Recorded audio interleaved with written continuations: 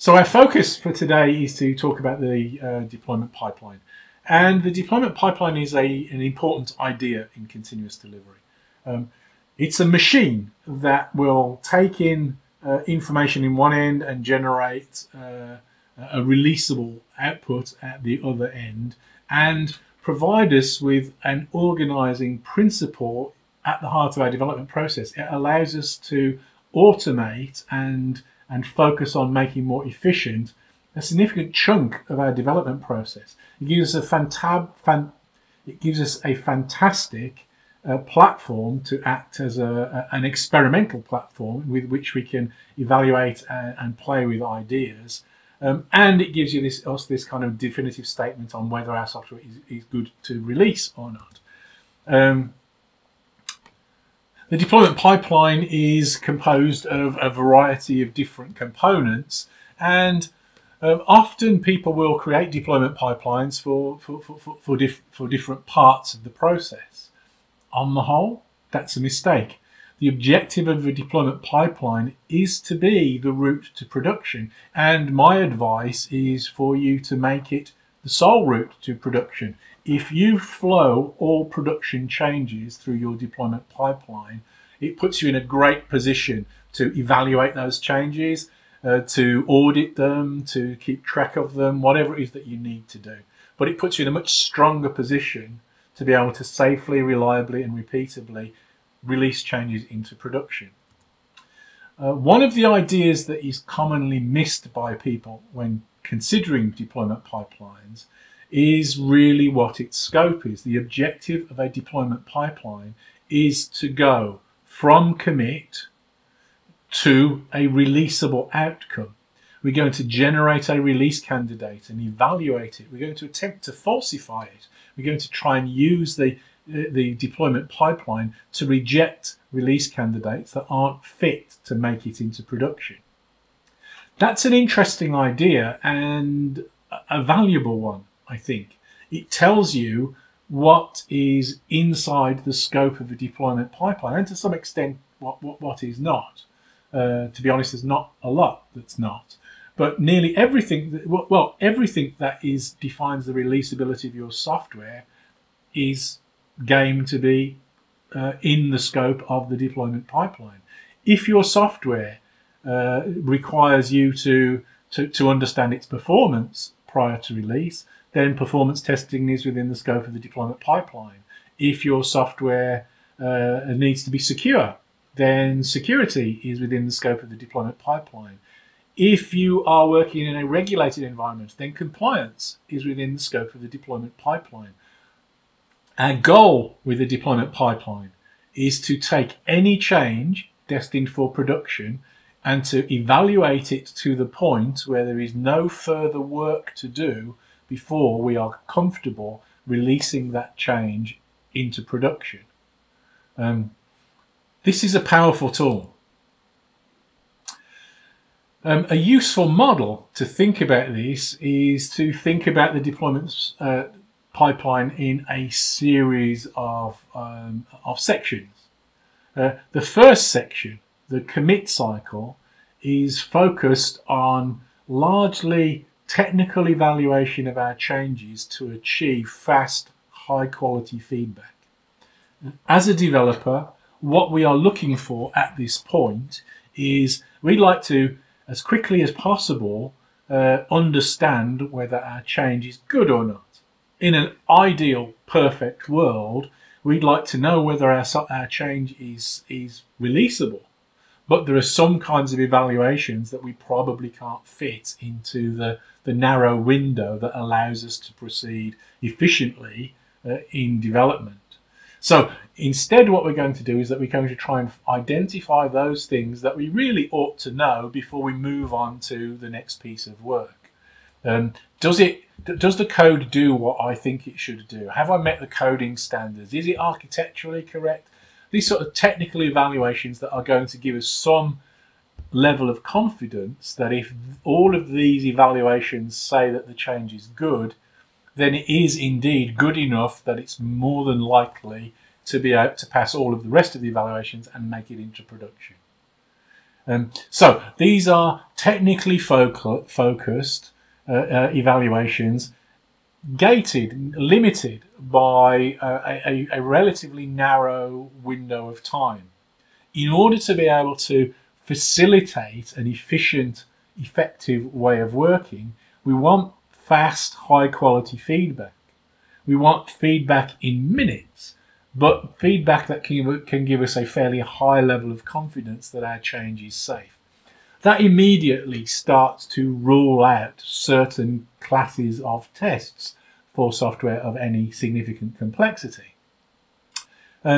We're looking for, on the whole, technically focused unit tests and pure unit tests that are going to give us an answer very, very quickly so that we can have lots of them, so we can build this high level of confidence. The output of a successful commit cycle is a releasable unit of software. We call these release candidates, but a deployable thing. So if you deploy, when you deploy into production, if you deploy an executable, the commit stage generates an executable. If you deploy a DLL, the commit stage deploys a DLL. If it's a Docker image, you create a Docker image or a jar file, .NET assembly. Whatever your deployable thing is, that's the output of the artifact repository. And the goal of the rest of the deployment pipeline is to try and increase our level of confidence so that we can be happy to release this change into production if all of the tests pass. The acceptance cycle then is kind of a transitional point. The commit cycle is evaluating our software from a technical perspective. Does it do what I as a developer think that the code is doing? And the acceptance cycle is really looking at this more from a user's point of view. Is it fast enough? Is it reliable enough? Is it safe enough? Does it functionally deliver the behaviors that I would like it to? And that's the focus of our evaluation on the whole in the acceptance cycle, whatever it takes to determine the rest of the releasability answer. So you could think in terms of the commit cycle is the objective of that is to fail fast. If we make a mistake, we want to reject that quickly and efficiently. The acceptance cycle is really to build confidence in our release candidate that it is indeed good enough to release. And the last stage of the three is production. We are going to automate the provisioning, configuration and deployment of our software so that we can deploy it into these various test environments. And we'd be rather dumb if we didn't take advantage of that and use that as a dress rehearsal for the configuration, provisioning and deployment in production.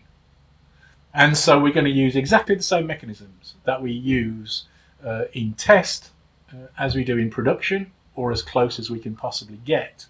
And therefore, by the time it gets to production, we know that our software is going to be correctly configured and deployed and working because we've already tried it out during the acceptance cycle.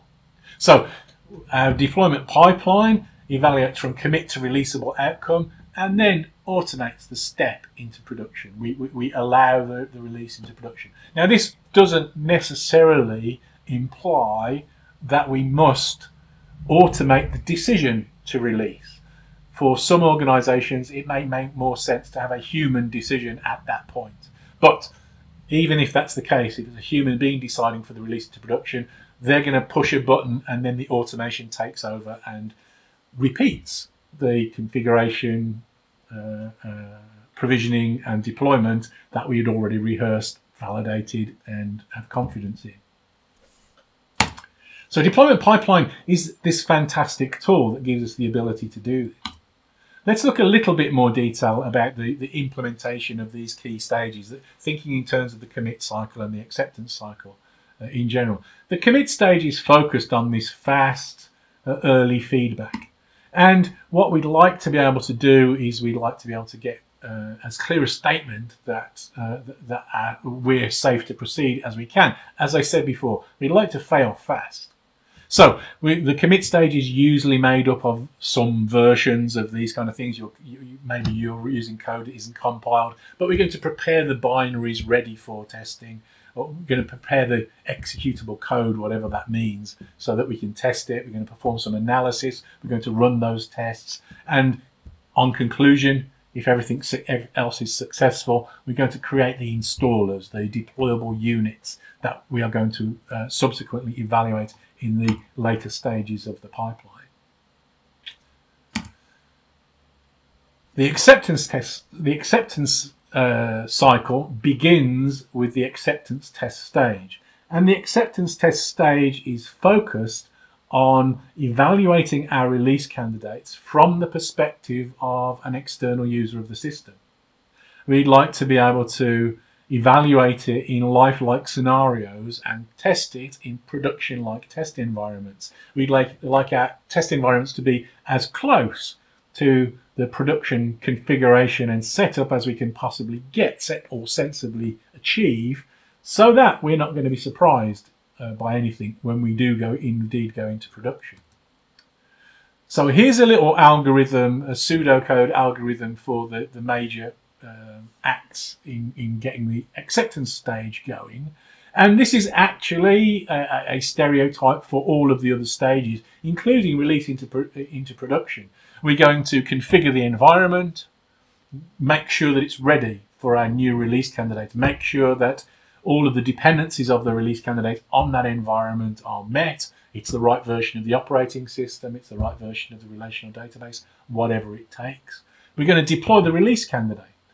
We're going to start the release candidate, get it up and running, and perform some kind of smoke test or a health check to assert that the release candidate's ready for business. And then we're going to do whatever it is that we want to do. Perform acceptance tests, performance tests, data migration tests, or indeed make it available, make that feature now available in production. Whichever of those things is appropriate, depending on the stage. Acceptance testing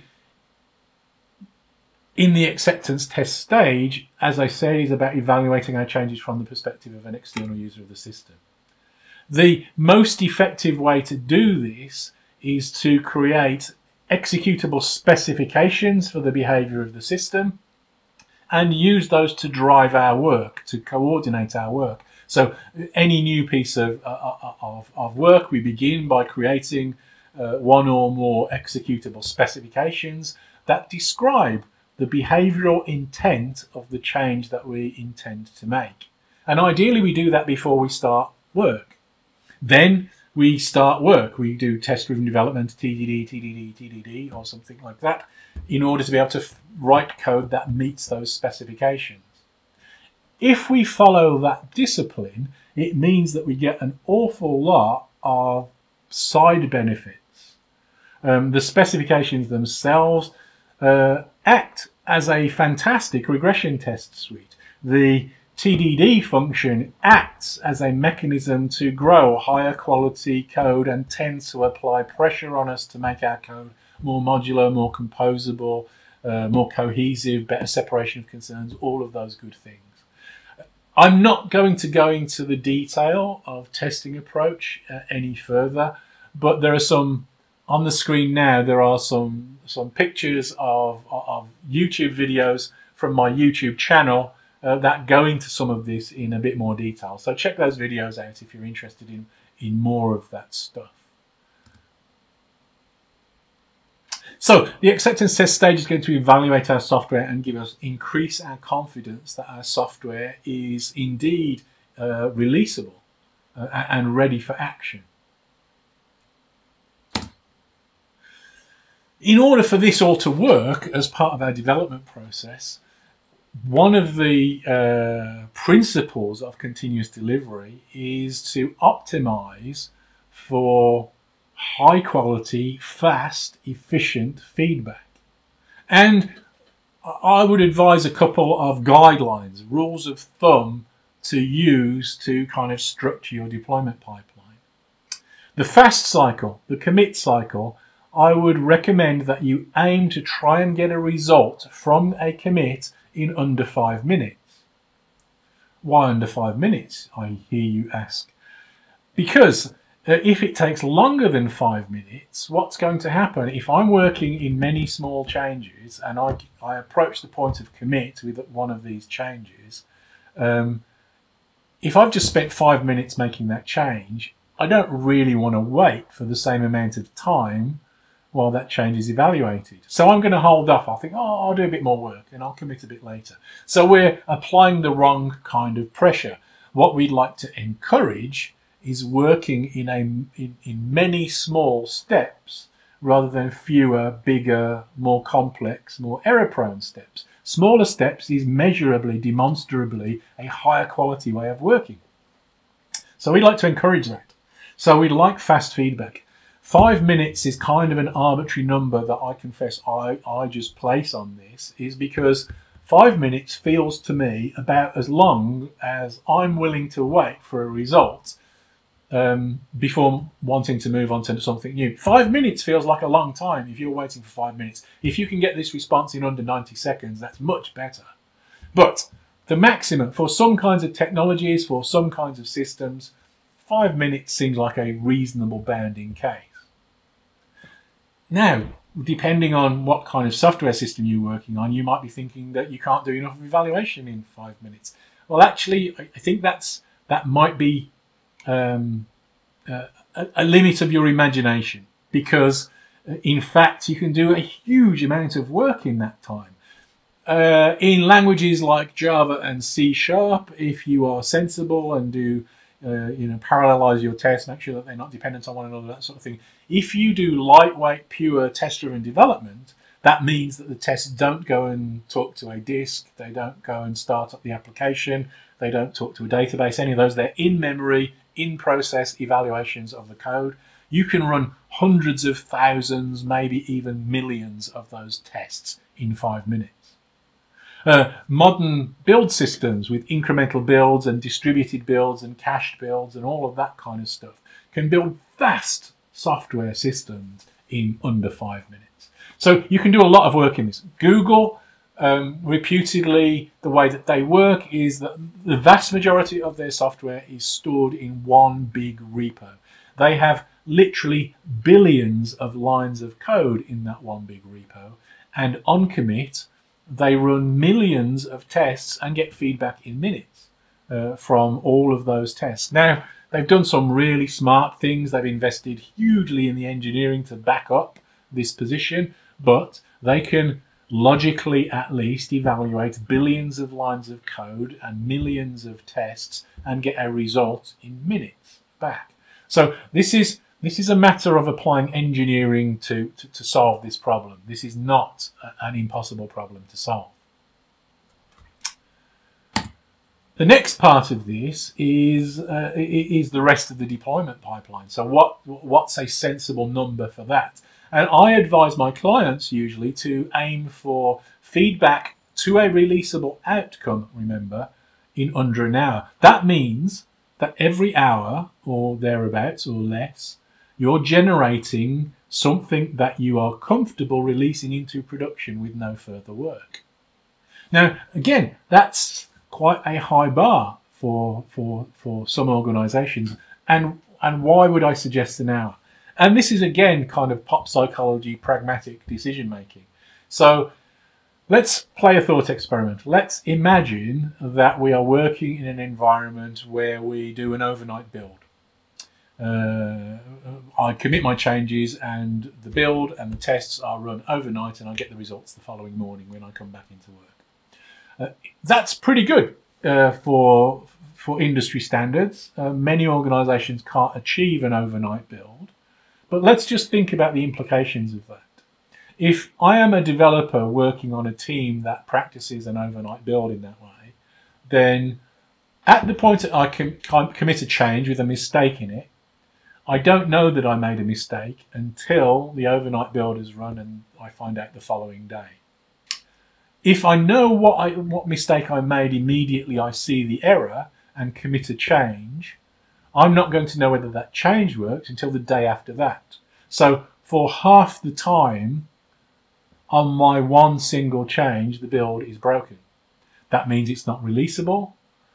or I've got to compromise what my deployment pipeline is telling me.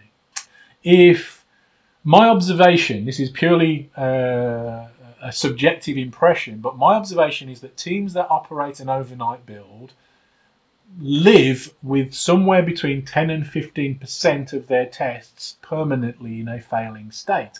That means that every time they come to release anything, they are essentially crossing their fingers and hoping that one of those failures isn't serious. They don't really know.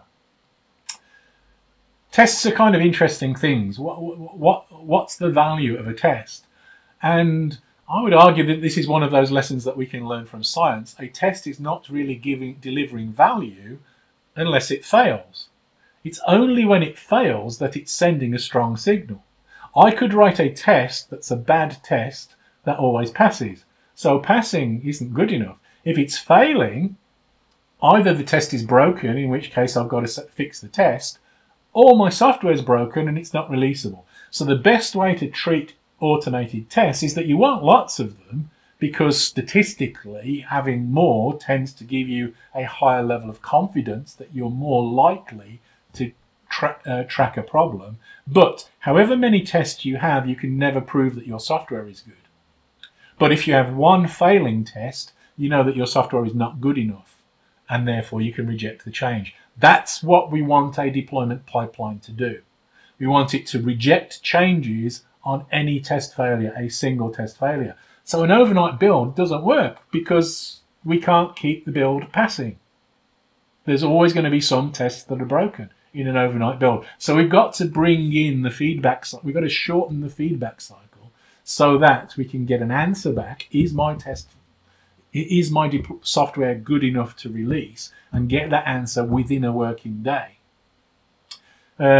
If it took me 4 hours to get that answer and I make a mistake, I'm not going to find out whether I've succeeded. I've got one chance at correcting the problem.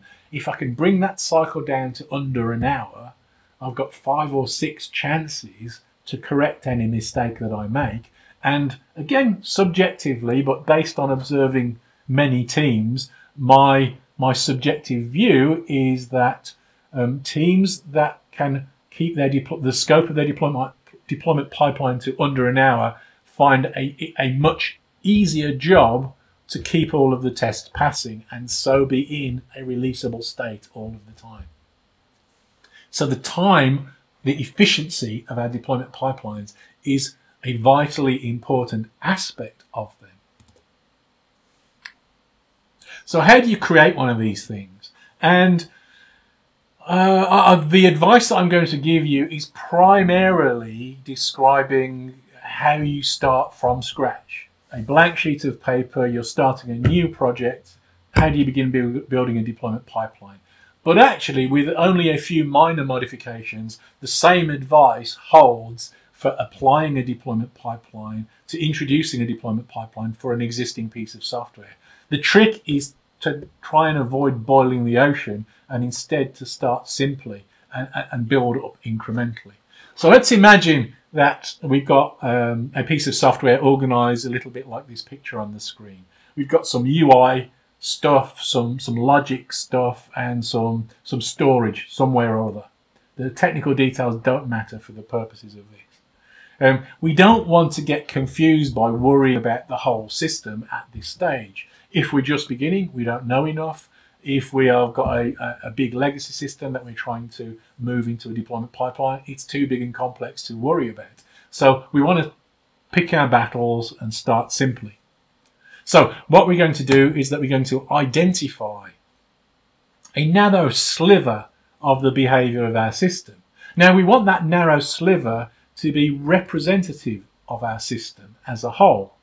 So we're going to have the minimum little piece of UI that we need, the minimum little piece of logic to support that piece of UI, and the minimum amount of storage that we need to think about, to consider in order to be able to support all of the rest of those things. These are the bare bones of our system.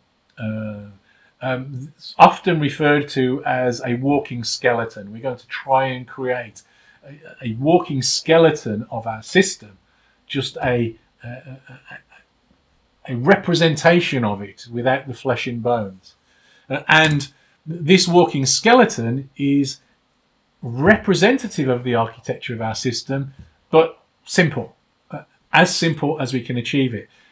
Often the easy way to identify this kind of thing is think of one of the simplest sort of primary use cases of your system and just think of the support of that use case. We're going to pull that out and treat that as a system in its own right, and then we're going to use that as the mechanism that forces us to create a deployment pipeline to support it. We're going to write some unit tests for the UI and some unit tests for the logic, and we're going to create a mechanism that will, on commit, will evaluate those unit tests. It will build the software as much as we need it to. It will identify the tests and run them all against us and report back to us.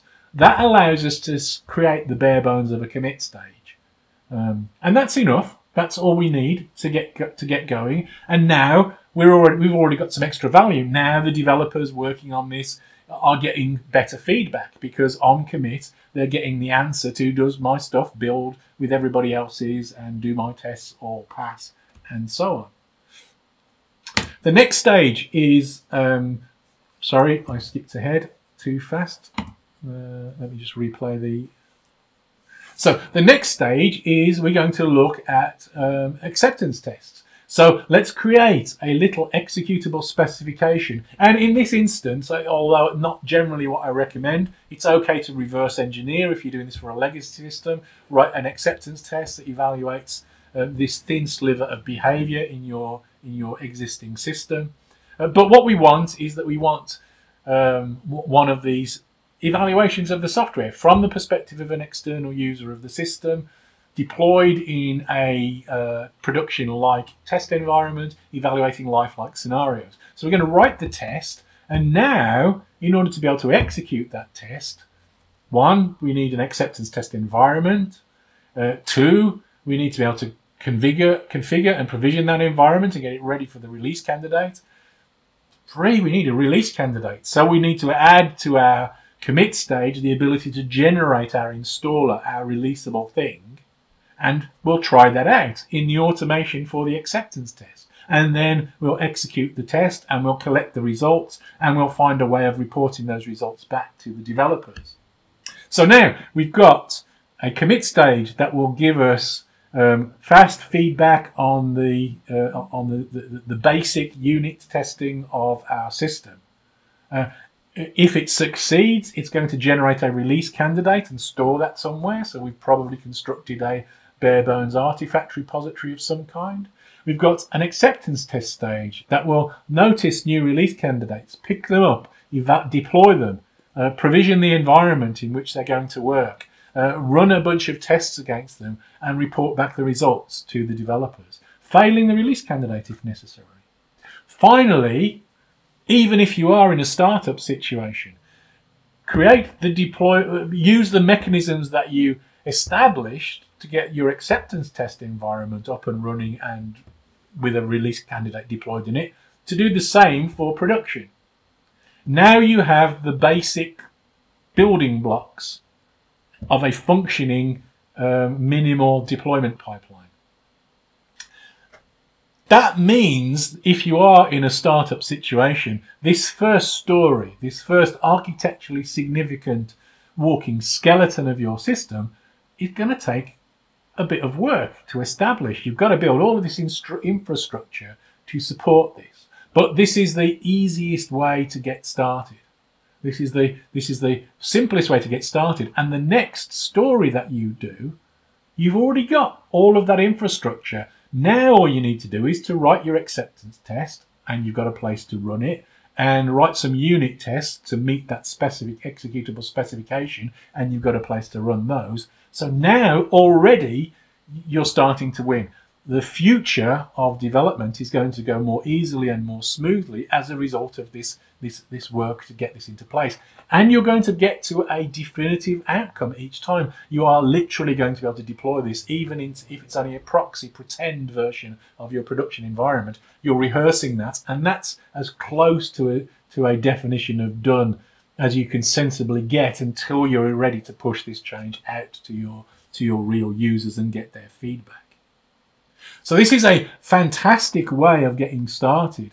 In fact, I think it's probably the only way. It allows you then to incrementally increase the capacity and sophistication and efficiency of your deployment pipeline step by step by step as you need it. As your number of tests grows, you do a little bit more work on the deployment pipeline to optimize a bit more. But start off simply, and that's a good way to go.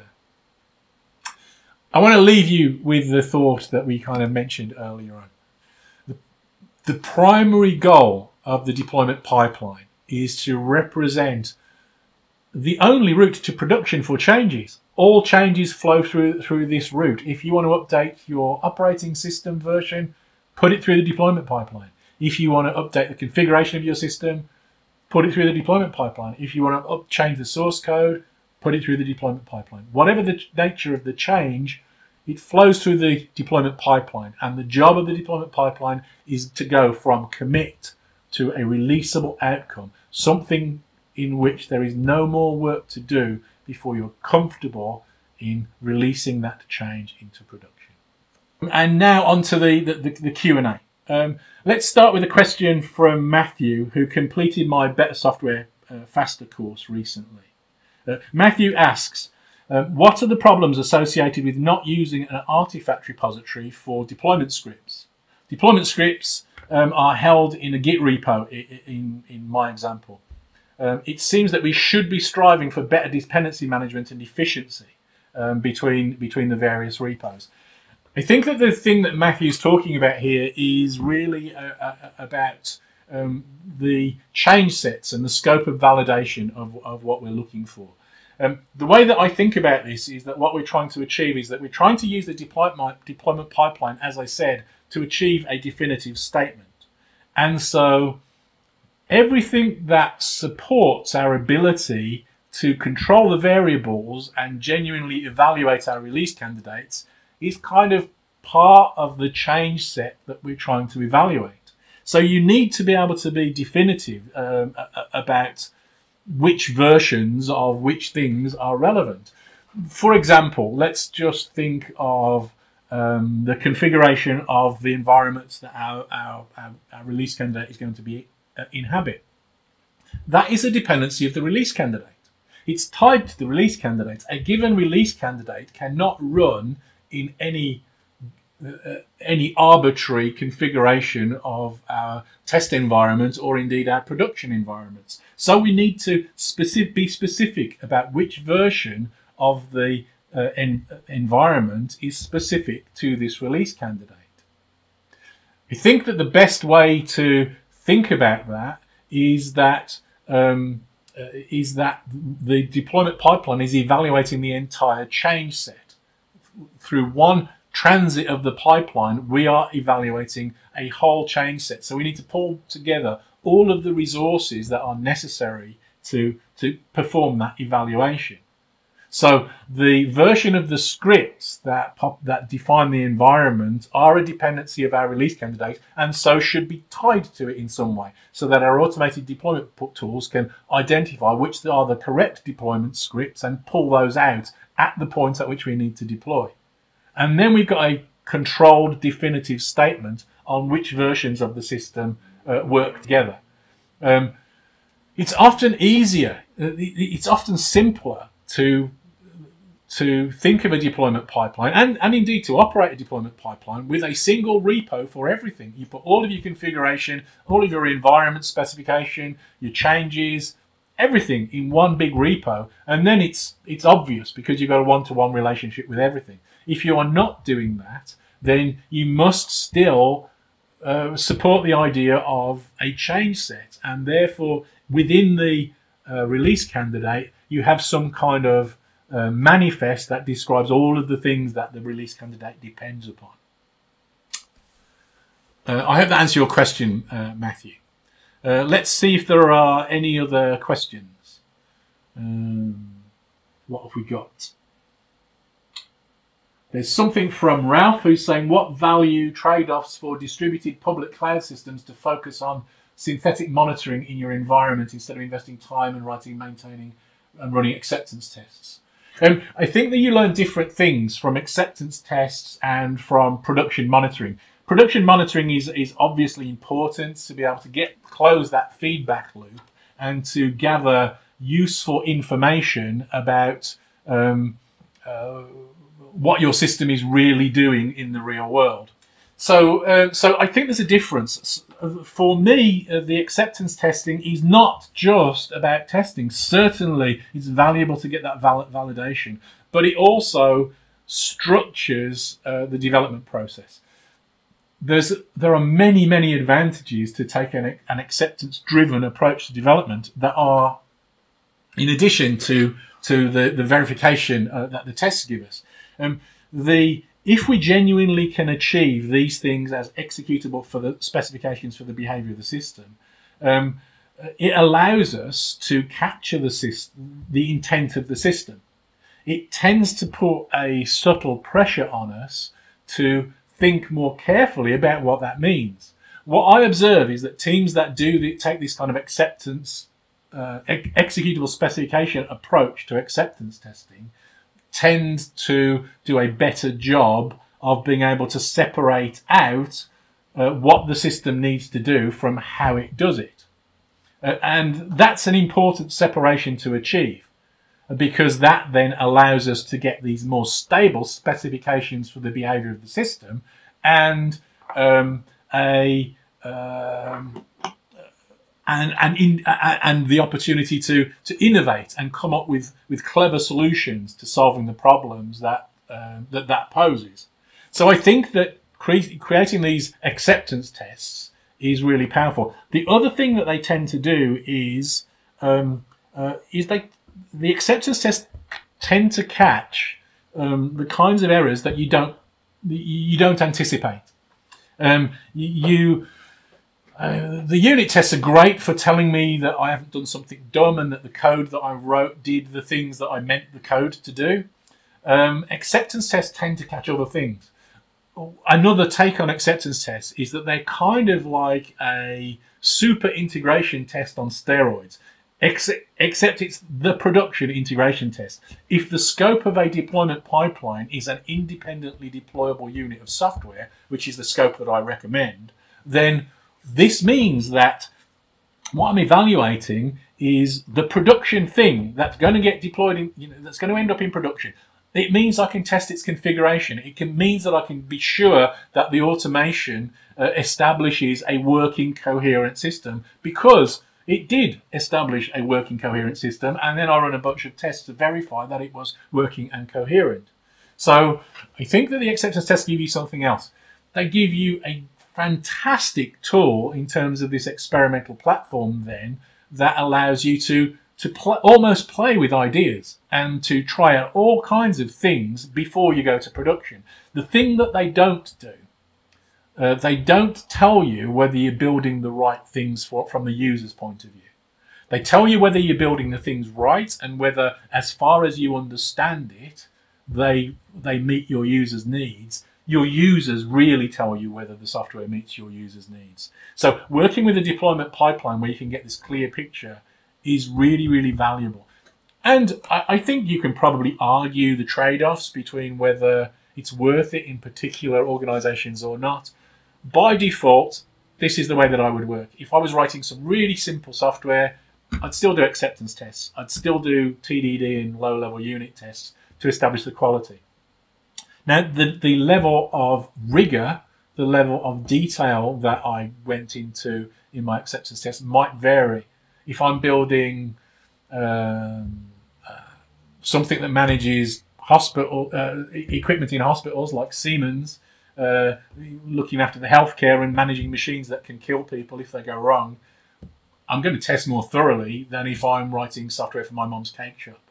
But I'm still going to be following the same procedure because I think it's a good organising discipline for development. ignoring the testing value to some extent, it tends to allow us to design better software and create better software in terms of the technical quality of what we produce, to my mind. I hope that's answered your question. Next question from Manny. If you're working with an application that's not made up of microservices, would you advise deploying the whole application? I would. I think that there are two sensible patterns for the scope of a deployment pipeline, and there's a third one that everybody wants but is less sensible. So let's just talk about those two patterns for a moment. So I think a sensible scope for a deployment pipeline, as I've already said, is an independently deployable unit of software. Now, that can be a whole system. A whole system is certainly an independently deployable unit of software. And in many ways, that's the simplest way to do it. What that does, if you have a whole system in one big repo and you commit a change and you evaluate everything together, and if everything's good, you push the change into production, what that means is it ducks the problem of dependency management. And dependency management is one of the most difficult things in software development. So that's a good problem to duck if you can. The downside with that approach is that you've got to put in enough engineering to get the feedback fast enough. And you've got to be able to get the deployment of a whole system fast enough to be able to get feedback in under an hour.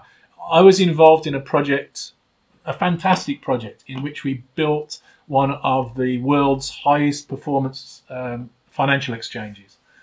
We did some very cool things on that project, and it was while I was in the middle of writing my part of the continuous delivery book. And so we adopted continuous delivery from day one as a startup to build this engineering complex whole enterprise system that for trading. Our entire enterprise system was in one deployment pipeline, and we could make any change to it, whatever its nature, and get a definitive answer. Is this good to release? And we get an answer in under 57 minutes. And that's liberating. Microservices is a different kind of trade-off. Microservices, part of the definition of microservices, I have a good video on my YouTube channel if you want to check that out, but part of the definition of microservices is that they are independently deployable. That means that we don't get to test the microservices together before we release them. If they're independently deployable, it means that we must be able to build, test, and deploy them separately from everything else. The monolith approach, the approach that I just described, is that you build, test, and deploy everything together. The microservices approach is that you build, test, and deploy everything separately.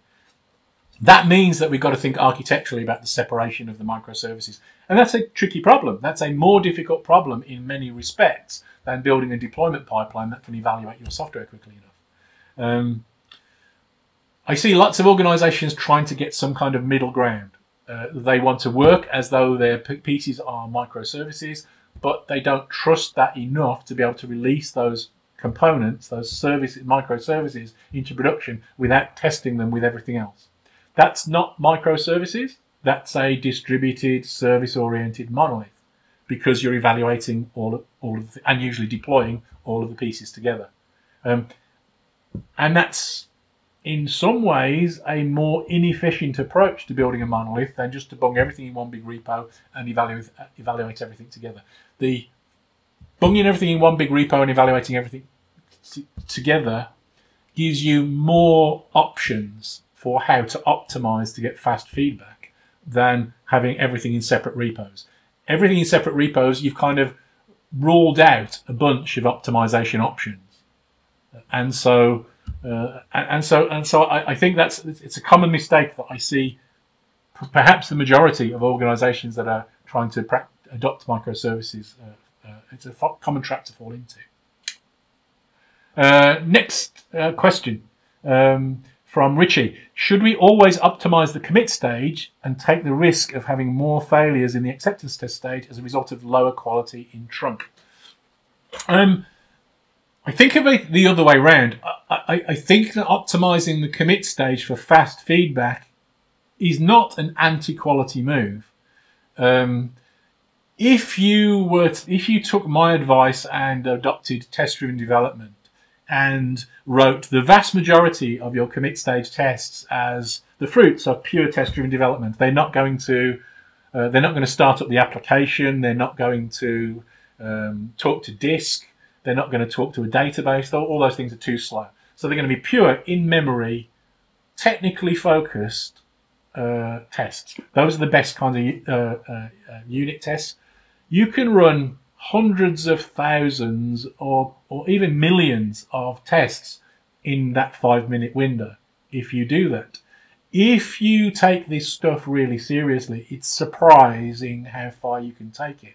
Google have nearly all of their software in essentially one big repo, and there are literally billions of lines of code in this repo, and on commit they evaluate and logically test everything. They do some things to figure out incremental builds and incremental testing to avoid things, but logically they build and test everything together on commit, and they get answers back in seconds. So you can take this a long way if you want to. The distinction between the acceptance testing and the commit testing, as I see it, is the commit testing is for fast, high quality feedback, and the acceptance testing is for a different kind of validation. It's for all of the other things. Do all of these pieces work together? I once worked on a project where we were doing full-on extreme programming. There were 200 of us working on this big, complicated system, and we found out that we'd been going for 3 weeks and the system didn't even start up. Acceptance testing solves that problem. It allows you to at least start up the system and know that it all hangs together. I think you should take it significantly further than that, as I described earlier. But it gives you this this way of moving forward. The trunk-based development thing is interesting, whether to keep all of those changes. One of the things that the speed gives you of the approach that I've described is it puts this subtle pressure on you to, or at least removes a pressure on you to make slower, bigger commits, and encourages smaller, simpler commits. That means each change is simpler, easier to back out, easier to reason about. The cost of that in continuous integration terms, the trade-off that continuous integration asks of you, is that you become comfortable with being able to build up a feature from a series of small commits, each one of which could at any time end up in production. And that's safe and okay to do it. That's a significant switch of mindset, but it is the most effective strategy from the data. If you look at the State of DevOps report and the Accelerate book data, it's the most effective strategy for building high quality software, as many small, simpler changes rather than fewer, bigger, more complicated changes. This is one of the more contentious things that I talk about, which is that feature branching, if your feature branches last for longer than a day, is kind of not really continuous integration. Well, not really. It's not continuous integration, and that's a bit of a challenging idea sometimes. Should we optimize the commit stage to take the risk of having more failures? I think it's the other way around. I think by optimizing the commit stage and using it as a real tool and adopting, a really disciplined approach to automated testing in the commit stage as well as everywhere else, you get such great feedback that it ups the level of quality rather than reduces it. There's some great data from a study of production failures, and they identified that 70% of failures in production are the result of the common programming errors that all programmers in every language make. And simple expression-based testing, that's one form of test-driven development. Simple expression-based testing eliminates those completely. So if you want to reduce your defect count by 70% in production, start doing test-driven development. That's my belief anyway. Moving on to the next question. Interesting comments about incremental build and deployment pipeline. Are there any useful strategies to incrementally improve an existing but flawed pipeline? There are lots. I have a conference presentation called Optimizing Continuous Delivery. If you search for my name, Dave Farley, and Optimizing Continuous Delivery on YouTube, I think you'll find a couple of different versions of it. The longest and most detailed one, I think, is from a workshop thing that I did in in Portugal a couple of years ago. But take a look at that, and that goes through a bunch of different strategies for just incrementally and improving the performance of your deployment pipeline. And this is not just possible, it's kind of what you always have to do. Because even when you're starting out, if you followed my advice and you built the simple walking skeleton to build your bare bones pipeline, from then on, what you're going to do is that you're going to find that your pipeline's going to be working great for a while, and then you're going to find out that your acceptance tests start slowing down because you've got more of them. You've used it, you've created more tests, so now you've got to think about improving that performance in some way. So maybe you're going to parallelize those and buy another server and all of that kind of stuff. You end up building some fairly sophisticated machinery in your deployment pipeline. Where at LMAX, when we built our exchange, our production environment was, I think, about 115 different nodes in 2 different data centers. And we didn't run in the cloud. It was an on-prem system. And our test environment was 45 nodes. So we had nearly half the capital costs, if you like, to support our testing approach. But we went into production and we were 13 months and 5 days in production before the first defect was noticed by a user. So this is the way to get to a really kind of, a different game almost in terms of quality standards in the code that we produce, I think. So it is a game of always improving and incrementally improving. And there's probably more to do, and I'll probably do some videos on the YouTube channel at some point. I also do plan a future, more advanced training course on optimizing deployment pipelines, which will complement the anatomy of a deployment pipeline course, which you're all invited to sign up to. Any more questions? One more. Is the use of an artifact repository always preferable? Trade-off: build once, deploy everywhere, for build and deploy each time from source. If we go from dev to prod in an hour, drift is unlikely. I think that's fair enough, and I think you can argue the case of different technologies. Let's start from the point of view of being absolutely purist.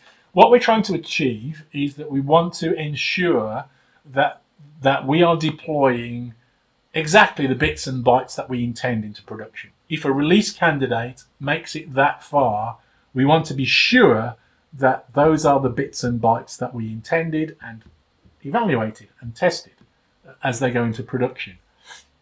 We don't want that to be different. We don't want to introduce mistakes, maybe with a different compiler, maybe linking with different libraries, that we might have found those mistakes with the testing that we did if we tested the thing that we deployed. Now, if our configuration management is perfect, then we should be able to recreate that stream of bits and bytes precisely from source. But it means that we have to be absolutely bulletproof on knowing that we're using the right version of the compiler, the right set of libraries, doing that in the right environment, and so on and so on and so on. One way of looking at the artifact repository is that it's a sort of a pragmatic thing that allows us to get that strength of surety that we are testing the correct bits and bytes, and also that we don't have to be quite as perfect in our configuration management everywhere else. The other way of looking at it, though, is it's an efficiency thing. And I think that one of the takes on continuous delivery as an approach is that it is an engineering approach. For sure, it's the application of kind of scientific style reasoning to solving problems in software. But also it's a lean approach. It's trying to get the maximum amount of work for the maximum amount of output for the minimum amount of work. And so if we build our software multiple times, we're burning CPU cycles, maybe introducing an error. The most efficient thing that we can do is we build it once and then we test what we've built. Now, an artifact repository, for me, I don't necessarily mean that you have to use Nexus or Artifactory or one of those things. The artifact repository that I used most through my career or the pattern was just built out of shell scripts and bits of XML and directory structures. You don't need anything very sophisticated, but what you want is you want something definitive on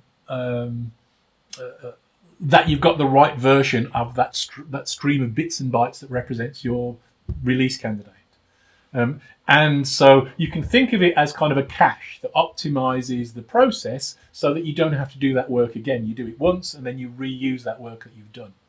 I think both of those things are true and kind of complement one another. So I would constitute an artifact repository of some kind, a logical home for your release candidates, and make that decision that you're going to assemble whatever your deployable thing is at the point of a successful commit, and then you're going to deploy that thing and evaluate that thing from now on.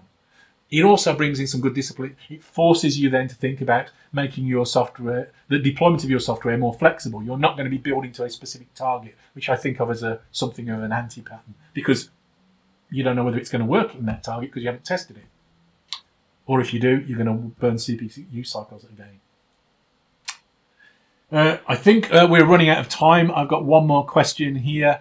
What's the biggest advantages of using a single repository related to working in a big enterprise with very protective silos?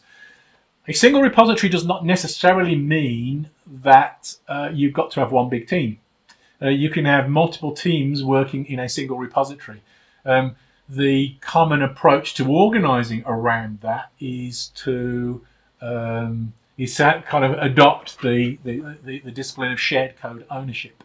So anybody can go and change whatever they want in the repository, but they are responsible for any change that they make. It means it's going to whir away. So if I commit a change to that one big repository and I break one of the tests that you are working on or you are responsible for, that's still not your problem. It's still my problem. So it's a good way of organizing that discipline and being clear about it. What it allows is it allows you to be less good at design and architecture, to be actually frank. It allows microservices demands a very high barrier to entry, really, if you really follow the discipline. If you are going to build these independently deployable units, that means that they must be coupled from one another. It means that they can't leak secrets between one another. They've got to be independently testable, and that's tricky. That takes quite a lot of skill to establish those protocols. Even the experts. So Sam Newman is a friend of mine. He wrote the definitive books on microservices. Very good books. I recommend them to you. If you ask Sam his advice about how to start, he'll say generally start by building a distributed service-oriented things, but keep all the things together. That way, it allows you to riff on the interfaces and figure out what the stable interfaces are in practice.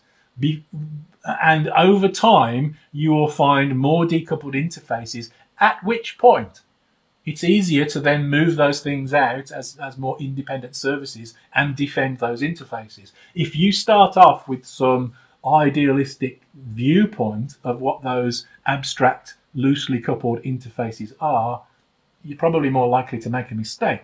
So trying this out in practice, so starting with a single repository is actually quite a good idea as a starting point to get going. Let me just check that I've answered that question right. What's the biggest? Yeah, so the big advantage of the single repository, it means that you can try ideas out. You don't have to be so good at loose coupling to begin with. You can start off building these things together and testing them together, and then over time figure out what the right levels of abstractions are that are really going to work for you and allow you to treat these things as independently deployable. I would also offer one more piece of advice, which is that if you are working in a fake microservices environment where you are testing all of the things together and you see regular breakages, consider putting the things that regularly break one another together into one deployment pipeline, one repo, one deployment pipeline. That might be a good way forwards for a little while until you figure out how to make them more independent of one another. Right, I think it's time to wrap up. We do plan to do more of these things, so if you're interested, stay signed up to the to our mail list, and we'll keep you informed when we come up with other events. Thank you very much to everybody for attending today and for your great questions. It's been fun answering them. Thank you very much indeed for your time.